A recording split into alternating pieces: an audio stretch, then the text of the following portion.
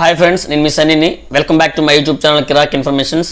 ఈరోజు మీకు కేంద్ర ప్రభుత్వం తీసుకొచ్చినటువంటి ఒక కొత్త స్కీమ్ గురించి చెప్పబోతున్నాను. అదే ఎన్పిఎస్ వాత్సల్య, న్యూ పెన్షన్ స్కీమ్ వాత్సల్య. దీని గురించి చెప్పబోయే ముందు మీరు మా ఈ ఛానల్ సబ్స్క్రైబ్ చేసుకోకపోతే వెంటనే సబ్స్క్రైబ్ చేసుకోండి. పక్కనే ఉన్న బెల్ ఐకాన్ ట్యాప్ చేయండి. దానివల్ల మీకు చెప్పే ప్రతి యూస్ఫుల్ ఇన్ఫర్మేషన్ కూడా మీకు నోటిఫికేషన్గా రావడం అనేది జరుగుతుంది. అంతేకాకుండా ఒక్క లైక్ చేయండి. లైక్ చేయడం వలన ఈ వీడియో మరింత ఎక్కువ మందికి చేరువవుతుంది. అయితే ఈ ఎన్పిఎస్ వాత్సల్య గురించి మీరు పూర్తిగా తెలుసుకోవాలి అంటే స్కిప్ చేయకుండా లాస్ట్ వరకు చూడండి, అప్పుడే మీకు పూర్తిగా అర్థమవుతుంది. అయితే ఈ ఎన్పిఎస్ వాత్సల్య ఎవరు తీసుకోవచ్చు అంటే అప్పుడే పుట్టిన వారి నుంచి 18 సంవత్సరాల లోపు ఉన్నటువంటి బాలబాలికల తల్లిదండ్రులు లేదా సంరక్షకులు వాళ్ళ పిల్లల పేర్ల మీద ఈ అకౌంట్ ప్రారంభించవచ్చు. కనీసం మొత్తం మీరు 1000 రూపాయలు అంటే సంవత్సరానికి 1000 రూపాయలు కడితే సరిపోతుంది. అంటే అకౌంట్ యాక్టివ్గా ఉండడానికి గరిష్ట మ్యాక్సిమం అమౌంట్ మీరు ఎంతైనా కట్టుకోవచ్చు, దానికి నో లిమిట్. అయితే దీనికి ఏ డాక్యుమెంట్స్ కావాలి, ఈ ఎన్పిఎస్ వాత్సల్య తెరవాలి అంటే ఏ డాక్యుమెంట్స్ కావాలంటే ఖచ్చితంగా డేట్ ఆఫ్ బర్త్ సర్టిఫికేట్ కావాలి, బాలుడిది కానీ బాలికది కానీ. అదేవిధంగా తల్లిదండ్రులు లేదా సంరక్షణకు సంబంధించి కేవైసీ డాక్యుమెంట్స్ అంటే వాళ్ళ యొక్క ఆధార్ కార్డు, పాన్ కార్డు. ఒకవేళ పాన్ కార్డు లేకపోతే ఫామ్ 60 కూడా మీరు పెట్టచ్చు.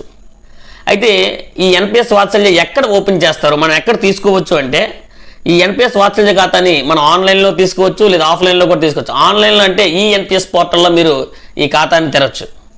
అయితే అంతేకాకుండా ఐసిఐసిఐ బ్యాంక్ కానీ, యాక్సిస్ బ్యాంక్ కానీ, మిగతా పలు బ్యాంకులు కూడా ఈ స్కీమ్ అందించేందుకు పిఎఫ్ఆర్డిఏతో చేతులు కలిపాయి. పిఎఫ్ఆర్డిఏ అంటే మనకి మా పింఛను నియంత్రణ అభివృద్ధి సాధికార సంస్థ మరియు పోస్ట్ ఆఫీసుల్లో కూడా ఈ ఖాతాని మీరు తెరవచ్చు. అసలు ఈ ఎన్పిఎస్ వాత్సల్య అసలు ఎందుకు తీసుకోవాలి అని మీకు డౌట్ వస్తే, పిల్లలు చిన్న వయసు నుంచే వాత్సల్యలో కానీ మనం పొదుపు చేయడం కానీ చిన్న వయసు నుంచి మనం ప్రారంభిస్తే పెట్టుబడి అనేది దీర్ఘకాలం కొనసాగించే అవకాశం ఉంటుంది. అంతేకాకుండా ఇందులో ఇచ్చే వడ్డీ మీకు చక్రవడ్డీ ఇవ్వడం అనేది జరుగుతుంది. ఆ వడ్డీ అంతా మనకి ఇంకా చెప్పలేదు, కానీ చక్రవడ్డీ ఇవ్వడం వలన పదవి విరమణ చేసే నాటికి పెద్ద మొత్తంలో అంటే హ్యూజ్ అమౌంట్ అనేది జమ అవుతుంది. దీనివల్ల పిల్లల్లో పొదుపు అలవాటుతో పాటు దీర్ఘకాలిక పెట్టుబడుల యొక్క ప్రాముఖ్యం కూడా మనకి అర్థం చేసుకోవడానికి ఉపయోగపడుతుంది. ఎన్పిఎస్ వాత్సల్య అంటే దీర్ఘకాలంలో పెట్టుబడి పెడితే ఇంత హ్యూజ్ అమౌంట్ వస్తుందా అనేది మనకి అర్థమవుతుంది. నెక్స్ట్ ఆఫ్టర్ 18 ఇయర్స్ తర్వాత దీని యొక్క స్కీమ్ ఏ విధంగా ఉంటుంది, ఈ ఎన్పిఎస్ వాత్సల్య ఏ విధంగా ఉంటుందని తెలుసుకుంటే, పిఎఫ్ఆర్డిఏ పేర్కొన్న ప్రకారం అంటే pension fund regulatory authority of India అనేది పేర్కొన్న ప్రకారం పిల్లలు మేజర్స్ అయ్యాక అంటే 18 ఇయర్స్ తర్వాత ఈ అకౌంట్ అనేది రెగ్యులర్ ఎన్పిఎస్ అకౌంట్గా తయారవుతుంది. అంటే రెగ్యులర్ న్యూ పెన్షన్ స్కీమ్గా తయారవుతుంది.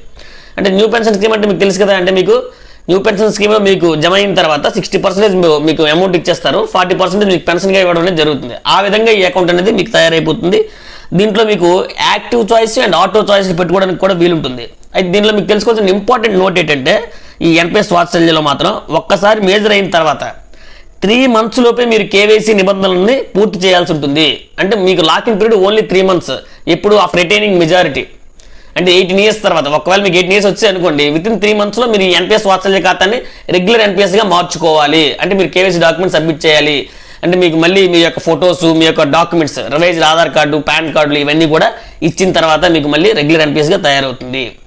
అయితే ఇందులో ఉన్న డబ్బుని ఏ విధంగా వెనక్కి తీసుకోవచ్చు, అసలు తీసుకోగలమా అంటే, పిల్లలు మైనర్లుగా ఉన్నప్పుడు ఖాతా ప్రారంభించిన 3 ఏళ్ల తర్వాత సమకూరినటువంటి మొత్తంలో మీరు 25% చదువుకు కానీ లేదా మీకు ఏమైనా తీవ్రమైనటువంటి మనకు అనారోగ్యం కానీ వచ్చినట్లయితే మనం తీసుకోవచ్చు. ఎంత? 25%, 3 years లోపు పొదుపు చేసినప్పటి నుంచి. ఆఫ్టర్ 18 ఇయర్స్ తర్వాత మీకు జనరల్ ఎన్పిఎస్గా మారుతుంది కాబట్టి దానికి సంబంధించిన నిబంధనలు వేరేగా ఉంటాయి. అంటే ఎన్పిఎస్ అకౌంట్కి ఏ విధంగా ఉంటాయి ఆ విధంగా ఉంటాయి. ఒకవేళ మీరు సమకూర్చిన నిధి అనేది 2.5 lakhs మించి ఉంటే మీరు 20% వెనక్కి తీసుకోవచ్చు, 80% అనేది యాన్యుటీ స్కీమ్స్లో పెట్టుకోవచ్చు. అలా కాకుండా జమ అయిన మొత్తం 2.5 lakhs తక్కువ ఉందనుకోండి, దానికన్నా తక్కువ ఉంటే మీరు మొత్తం ఒకేసారి వెనక్కి తీసుకోవచ్చు. ఎక్కువ ఉంటే మాత్రం 2.5 lakhs ఎక్కువ ఉంటే మాత్రం 20% మీరు తీసుకోవచ్చు, 80% మళ్ళీ యాన్యుటీ స్కీమ్స్ అంటే పెన్షన్ ఫండ్స్లో పెట్టుకోవచ్చు. అలా కాకుండా జమ అయిన మొత్తం 2.5 lakhs కన్నా తక్కువ ఉందనుకోండి, మీరు ఒకేసారి మొత్తం తీసుకోవచ్చు.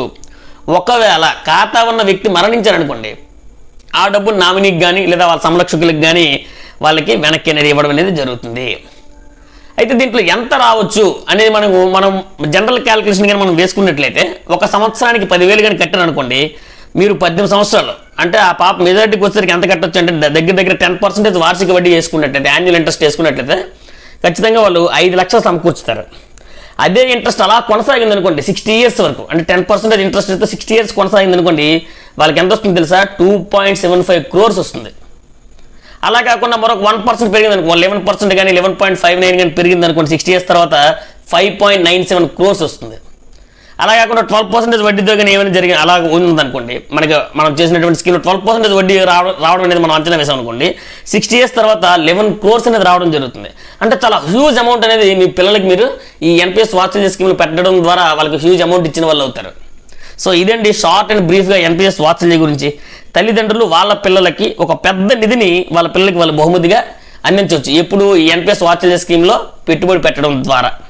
సో కేంద్ర ప్రభుత్వం తీసుకొచ్చినటువంటి ఈ ఎన్పిఎస్ వాత్సల్య పథకం సక్సెస్ అవుతుందో లేదో మీరు మాకు కామెంట్ రూపంలో తెలియజేయండి. ఎందుకంటే మనకు చాలా పథకాలు ఉన్నాయి, ఎందుకంటే ఎస్ఎస్ఏ ఉంది, పీపీఎఫ్ ఉంది, రకరకాల కేంద్ర ప్రభుత్వ పథకాలు ఉన్నాయి. ఇప్పుడు కొత్తగా ఎన్పిఎస్ వాత్సల్య పథకం అని తీసుకొచ్చింది. సో ఈ పథకం సక్సెస్ అవుతుందో లేదో మీరు మాకు కామెంట్ రూపంలో కామెంట్ బాక్స్లో కామెంట్ చేయండి. మీకు గనక ఈ వీడియో నచ్చినట్లయితే లైక్ చేయండి, షేర్ చేయండి, కామెంట్ చేయండి. But don't forget to subscribe my YouTube channel కిరాక్ ఇన్ఫర్మేషన్స్. Thank you.